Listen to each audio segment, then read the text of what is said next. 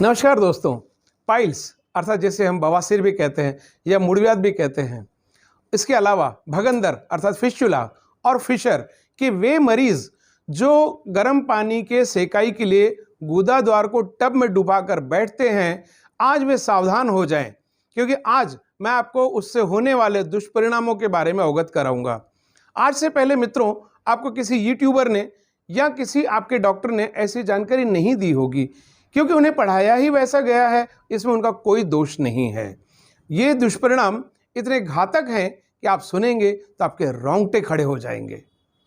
दोस्तों, गुदाद्वार की इन भिन्न भिन्न बीमारियों के लिए गर्म पानी के टब में बैठकर सेकाई करने की यह विधि सन 1800 से चलन में है। यह आप देख सकते हैं, एक लिटरेचर लाया हूं मैंने। तब से लेकर आज तक पिछले 225 वर्षों में अभी तक इसमें कोई उल्लेखनीय इनोवेशन, शोध, अन्वेषण या परिवर्तन नहीं हुआ था। लेकिन अब जो शोध सामने आ रहे हैं, यह मैं आपके सामने रखने वाला हूं। दोस्तों, जब व्यक्ति गर्म पानी की सेकाई के लिए अपना गुदाद्वार टब में गर्म पानी में डुबाकर बैठता है, तो पुरुषों में टेस्टिस अर्थात अंडकोश और महिलाओं में वल्वा, यह भी गुदाद्वार के लेवल पर ही होता है। और जब गुदाद्वार डूबता है तो अंडकोश भी डूबता है। और आप जानते हैं दोस्तों, अंडकोश में टेस्टिस रहती है और इन टेस्टिस में स्पर्म्स तैयार होते हैं, अर्थात शुक्राणु तैयार होते हैं, जो पुरुषों में प्रजनन क्षमता के लिए आवश्यक है। और यह गर्म पानी टेस्टिस के लिए घातक होता है, शुक्राणुओं पर विपरीत प्रभाव डालता है। और किस तरह का विपरीत प्रभाव डालता है, यह आज मैं आपसे चर्चा करने वाला हूं। यह देखिए दोस्तों, यह एक स्टडी है जो कि एसोसिएट प्रोफेसर यूमास यूनिवर्सिटी के डॉक्टर ग्राहम ग्रीन की स्टडी है। इसमें कहा गया है कि गर्म पानी के कारण जो स्पर्म है, उनके मोटिलिटी में अर्थात उनके हलचल में, उनके शेप में, उनके स्ट्रक्चर में खराबी आती है और उनकी संख्या कम होती है। मित्रों, मैं आपको बता दूं, किसी पुरुष में प्रत्येक ml सीमेन के यदि 20 मिलियन से कम स्पर्म हैं, तो वह व्यक्ति बच्चे पैदा नहीं कर सकता, नपुंसक हो जाता है। यह एक और स्टडी देखिए दोस्तों, मेल इनफर्टिलिटी गाइड.com के अनुसार, जो 2007 में प्रकाशित हुई है। कोई व्यक्ति अगर गर्म पानी के टब में एक सप्ताह में यदि 30 मिनट तक बैठता है, 30 मिनट्स, तो उसके स्पर्म की मोटिलिटी अर्थात स्पर्म की जो हलचल है, वह 22% तक कम होती है। दोस्तों, अब मैं आपको बताना चाहूँगा कि पाइल्स, बवासीर, भगंदर, फिशर इत्यादि के ऑपरेशन के पश्चात मरीज 10 मिनट सुबह बैठता है, 10 मिनट शाम को बैठता है। एक दिन में 20 मिनट, तो एक सप्ताह में कितना हुआ? 140 मिनट।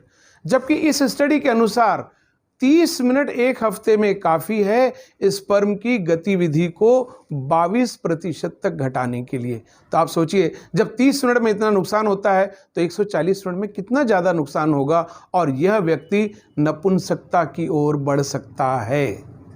दोस्तों, यह एक और रिपोर्ट देखिए, timesnow.com में प्रकाशित 23 जनवरी 2024 की रिपोर्ट के अनुसार, कोई व्यक्ति यदि गर्म पानी के टब में अंडकोश को डुबाकर बैठता है, तो न सिर्फ उसकी स्पर्म की मोटिलिटी कम होती है, न सिर्फ उसके स्पर्म की संख्या काउंट कम होता है, बल्कि उसके डीएनए की इंटीग्रिटी अर्थात डीएनए की पूर्णता में कमी आती है। और यह स्पर्म को न सिर्फ व्यंगत्व अर्थात अपंगता प्रदान करता है स्पर्म को, बल्कि आने वाले बच्चे में इसके दुष्परिणाम भी होते हैं। और ये जो दुष्परिणाम होते हैं मित्रों, यह स्पर्म की मोटिलिटी कम होती है, संख्या कम होती है, जिसके वजह से यह शुक्राणु महिला से आने वाले अंडे को प्रजनित नहीं कर पाता अर्थात फर्टिलाइज नहीं कर पाता। तो यह जो दंपति है, यह जो युगल है, यह नपुंसक कहलाता है। इसके अलावा डीएनए इंटीग्रिटी में जो क्षरण होता है, डीएनए इंटीग्रिटी का जो नुकसान होता है, उसके कारण क्रोमोसोम खराब होते हैं। क्रोमोसोम अमाइनो एसिड के बने रहते हैं, अमाइनो एसिड चेन की सीक्वेंस में डिफेक्ट आता है। तो इससे क्या होता है, आने वाला बच्चा किसी बर्थ डिफेक्ट से ग्रसित हो सकता है, जैसे कि कटे होंठ, फटा हुआ तालू, एक हाथ छोटा बड़ा होना या बच्चे में कोई खराबी होना या अंदरूनी खराबी होना, जैसे ट्रैकियोइसोफेजियल फिस्टुला होना, हॉर्सशू किडनी होना या एक किडनी नहीं रहना जन्म के समय, या कोई ऐसी बीमारी जो माता में भी नहीं है पिता में भी नहीं है और वो क्रोमोसोमल अबनॉर्मलिटी के कारण इस बच्चे में आ सकती है, और ऐसी बीमारी जो इस बच्चे को जिंदगी भर परेशान करती रहेगी, न सिर्फ बीमारी बच्चे को परेशान करेगी बल्कि माता पिता भी हलाकान हो सकते हैं। यह एक रिपोर्ट देखिए दोस्तों, legacy.com के अनुसार कोई व्यक्ति जब गुदा द्वार के सेकाई के लिए गर्म पानी के टब में बैठता है और उसके अंडकोश डुबा कर बैठता है तो उसके स्पर्म में जो खराबी आती है, यह खराबी ठीक होने को 6 महीने लग जाते हैं। और इन 6 महीनों में यदि पुरुष अपनी पत्नी से संपर्क करे और यदि गर्भधारणा हो जाती है तो आने वाला बच्चा इनमें से किसी बीमारियों से ग्रसित हो सकता है, बल्कि मंद बुद्धि या अल्प बुद्धि का हो सकता है, जिसका मेंटल आईक्यू बहुत कम रह सकता है। यह तो है पुरुषों की बात। अब हम देखेंगे कि महिलाओं में क्या दुष्परिणाम होते हैं। दोस्तों, महिलाओं में वल्वा यह गुदा द्वार के लेवल पर ही होता है। जब महिला गुदा द्वार के सेकाई के लिए गर्म पानी के टब में बैठती है तो वल्वा भी डूबता है, और ऐसी महिलाओं में फंगल वल्वोवजाइनाइटिस ही होता है और यह बहुत कॉमन है। इस फंगल इन्फेक्शन के अलावा जो गुदा द्वार और उसके आसपास की जो चमड़ी रहती है, स्किन रहती है, वो बहुत नाजुक रहती है, तो गर्म पानी में डुबाकर बैठने से स्किन बर्न यह भी होता है, चमड़ी पर फफोले आ जाते हैं। साथ ही कुछ लोग यदि बीटाडीन या पोटेशियम परमैंगनेट इत्यादि डालते हैं तो उनको केमिकल सेल्यूलाइटिस बहुत जल्दी होता है डुबाकर बैठने से। दोस्तों, जैसा कि आप जानते हैं कि गर्म पानी के टब में बैठकर गुदा द्वार की सेकाई करने की विधि सन 1800 से प्रयोग में आ रही है और बीते 225 वर्षों से इसमें कोई परिवर्तन नहीं हुआ। लेकिन इन दुष्परिणामों को जानते हुए मैं और मेरी टीम पिछले कई वर्षों से इस दिशा में प्रयासरत थे कि इन समस्याओं को कैसे हल किया जाए।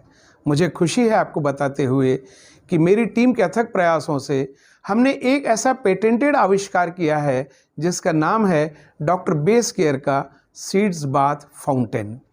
यह एक ऐसा सीड्स बाथ फाउंटेन है जिसमें व्यक्ति को गुदा द्वार डुबाने की ज़रूरत नहीं है, अर्थात पुरुषों में टेस्टिस और महिलाओं में वल्वा डूबने का तो प्रश्न ही नहीं उठता। और पानी का जो फवारा है, गर्म पानी का सौम्य फवारा, जिसे हम पेनलेस स्प्लैश टेक्नोलॉजी कहते हैं, इसके द्वारा यह गर्म पानी के द्वारा न सिर्फ सेकाई करता है बल्कि सफाई भी करता है और जख्म जल्दी भरने में मदद करता है।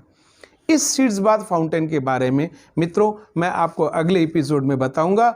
इस बारे में यदि आपकी कोई क्वेरीज है, कोई शंका है, तो समाधान के लिए यह नीचे में कुछ फ़ोन नंबर्स मैं दे रहा हूं।